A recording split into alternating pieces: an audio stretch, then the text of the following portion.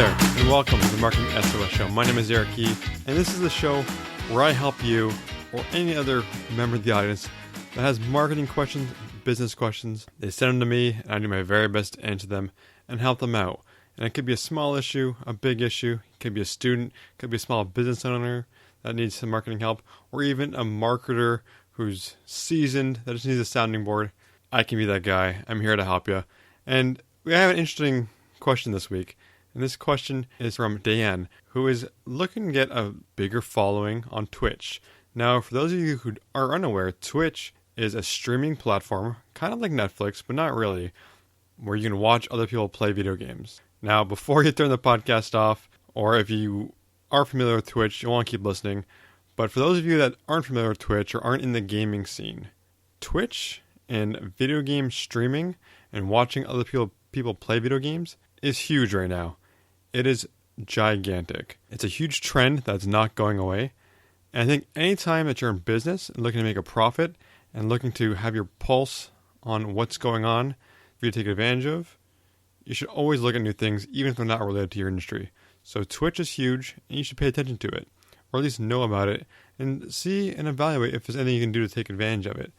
Now, one thing you may be thinking, Eric, I'm not in the video game space. Why do I care? Well, why should you care? There's an entire generation of people being raised watching Twitch for entertainment. Now, what does that mean? That means in 5-10 years, that may be the way that they prefer to consume content, watching streams of things. I can't predict the future, but if that's how you're growing up, and that's how you're used to engaging with things, that could be the way that platforms start evolving in the next few years. You see it on other platforms, Facebook Live. I know Reddit right now is experimenting with some kind of live streaming. There's a ton of different apps like Periscope and Meerkat out there. But it is the future. Live streaming audiences. So you got to think, if that's where the market is heading, maybe you should start looking at it, at least to figure out how you can take advantage of it or what benefits it could have to your business. Because we could have the same episode in 10, 15 years, and you might be emailing me saying, hey, I missed that whole streaming bandwagon. How do I do it? How do I get back onto it? And it could just be one of those things where, like right now, the companies that aren't digital, we kind of chuckle at them, like, how did you miss that boat? What are you doing? But this could be the next thing that you're missing. So strap in, and let's get to Dan's question just after this.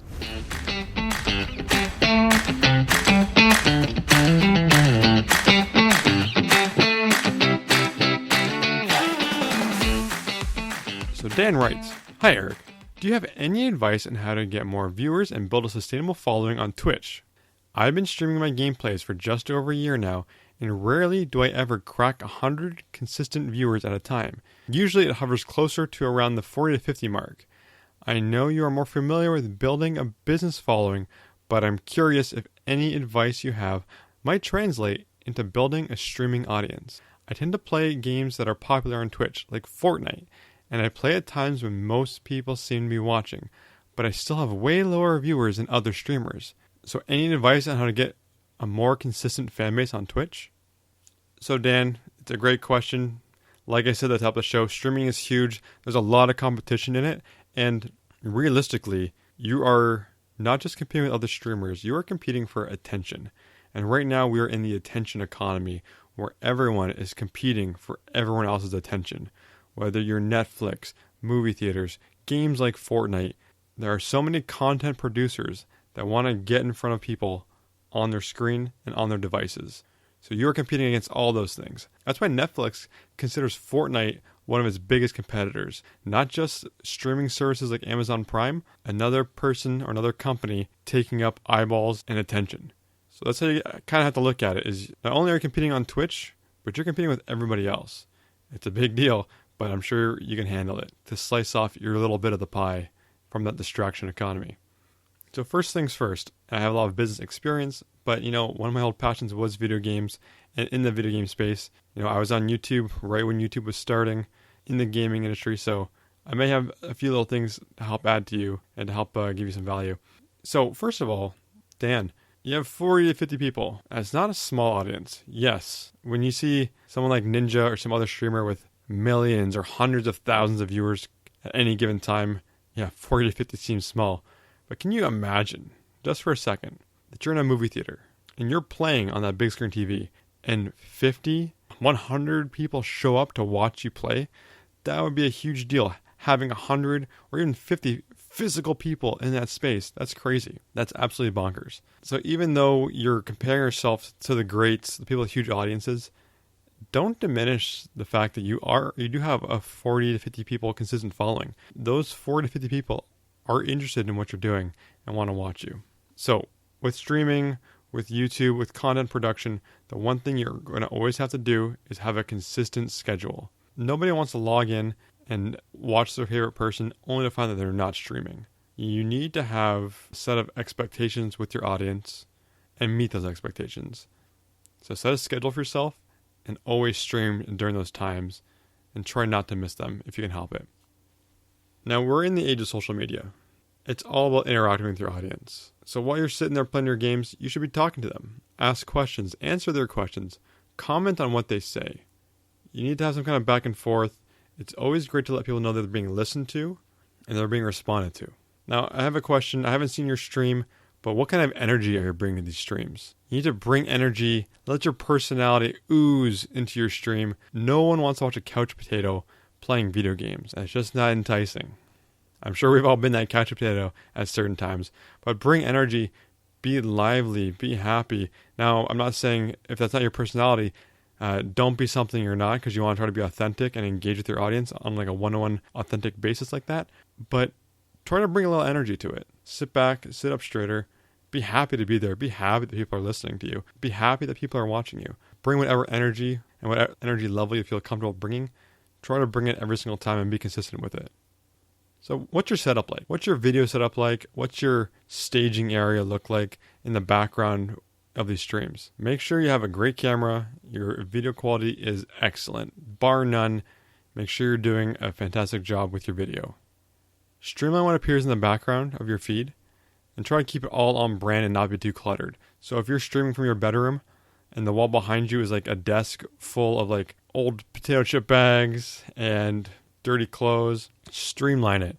Get a blank wall, put up some gaming posters, or even get a green screen that you can project something else onto. But streamline what you're showing. Everything that's showing in that video frame should be on brand for your channel. So you got to make sure that everything on there is only adding to your channel and not subtracting it from it. Now, everything behind you that the viewer can see is all going to contribute to your personality and the perception of your channel. So make sure you streamline everything and tailor it to show only what you want them to see and how you want them to perceive you. So another thing here, I think as a streamer, there's two ways you can do. You can either be really good at games or at least be entertaining and keep people watching. Ideally, you're doing both. You're good at games and you're entertaining. So you can do both, or ideally one or the other. So if you're not good at games, but you're still streaming, at least be entertaining. And I mean, that can be super hard to do if you don't feel that you're an entertaining personality. But like I said, keep engaging, talking, commenting, and nurturing all those relationships with the viewers that you do have. And hopefully you'll grow them over time. Maybe even just one viewer at a time, but it'll snowball after a little while. Now, I know it may feel like work to play video games for an audience, or some people may view it as not actually doing a whole lot of work, but it can be.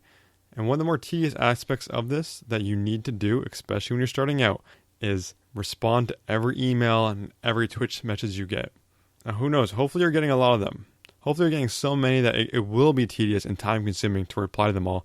But each one of those is an opportunity for you to engage and win over another fan. So please take some time during your workday or whenever it is you're waiting in the doctor's office, respond to all those messages and emails that you get.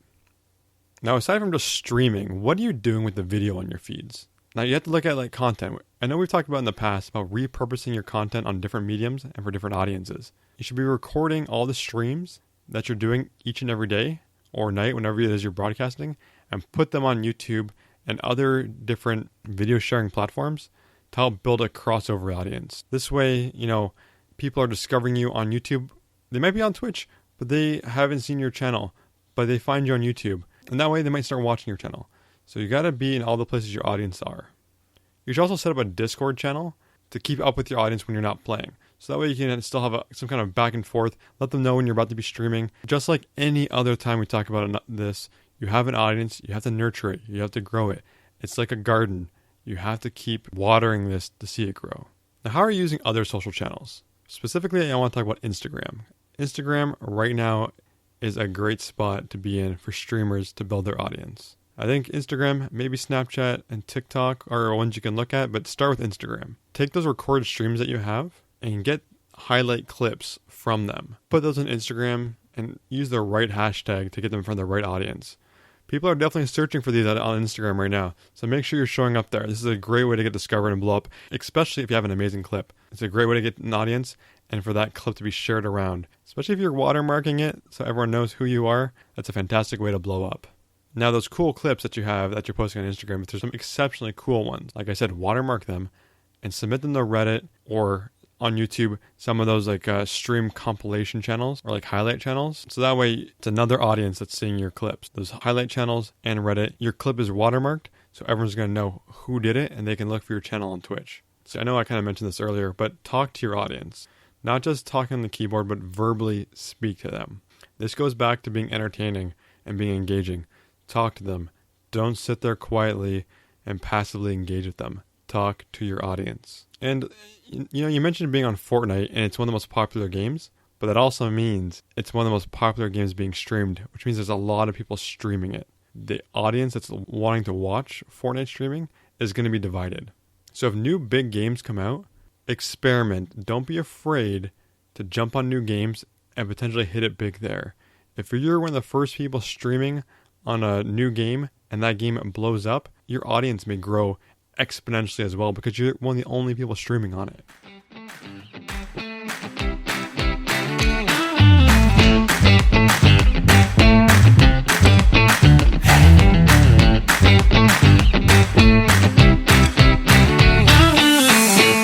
So Dan, thank you for writing in.